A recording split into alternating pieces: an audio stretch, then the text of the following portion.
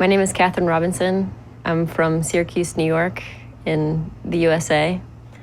And I served my country. I was a captain in the Army. And right now I'm a stand-up comedian and a singer-songwriter. I do not have any kids. I'm single. That sounds a little pathetic, but no, I live in Los Angeles currently, and I'm pursuing my dreams. When I was signing the paper for the Army, and I knew I was gonna deploy inevitably. It was definitely gonna happen. And I remember I was about to sign, and my hands started shaking, and I couldn't get the pen down on the paper. And I remember thinking to myself, like, oh my gosh, I'm signing my life away. You know, is this worth it? I mean, I could die. You know, is all of this worth it? And I even joked to the woman helping with my contract, and I said, it feels like I'm signing my life away. And she said, you are. So that realization, it absolutely became real. And all of a sudden, when she said that, and even though I was joking and she was being very serious, it felt right. And it was very easy for me to sign my name on that contract. Because I just knew it was right. I knew my reasons for joining were really selfless. They really were. It wasn't for me. It was for the guys and girls, the men and women in arms, you know, all of the allies, and being able to help in some way. And I thought I really truly deeply thought that I could make a difference. I really truly deeply thought there's a reason for me doing this, and I'm gonna bring home these men and women safely. Unless you've been there, unless you've experienced it, then you have no idea. You have no idea what we went through. You have no idea how hard it is for any soldier. You have no idea how difficult it is to see, you know, our guys, we call it a ramp ceremony, when one of our soldiers is killed, and we put him on a helicopter and in a coffin and salute him. And so you carry that with you. One of the things I believe so wholeheartedly is that everything in life happens for a reason. And through my experience and through that trauma of being raped, I actually was able to help a couple of my female soldiers while I was in the Army, because I recognized the signs of their depression and that deep pain that nobody else could really describe. I mean, unless you've been through it, it's really hard to recognize, I would think. But I was able to recognize this in a couple of my soldiers and prevent them from committing suicide.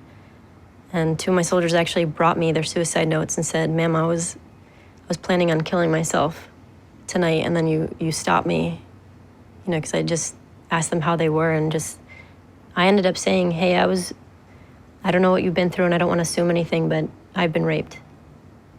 And through that, they were able to open up and tell me their experiences themselves. And so I look at it through strength now, as opposed to this huge travesty or bogging me down. If you were my rapist, I would tell you that you're a horrible person for what you did to me. I couldn't get up for weeks. I stopped eating. I stopped talking to friends and family. I cut friends and family out of my life for a while. I lost a lot of friends. I couldn't function normally. And it's ruined a lot of my relationships. It's hard to let people hold me still in bed.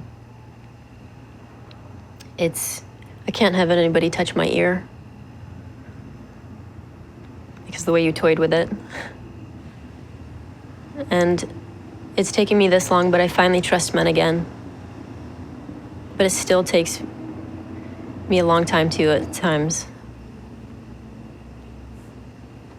And I've overcome so much And I've been able to help people through what I went through. And I don't want to forgive you, ever. But truly, if you really understand, if you think that you can at least somewhat, on some level, feel guilty, then maybe I can forgive. I move on every day with my life. And I just wonder if you ever think about it.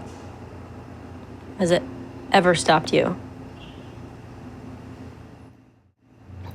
Love is this overwhelming joy that just hits you, it just smacks you and just overwhelms you, and it just makes you smile and feel through your whole body. And it,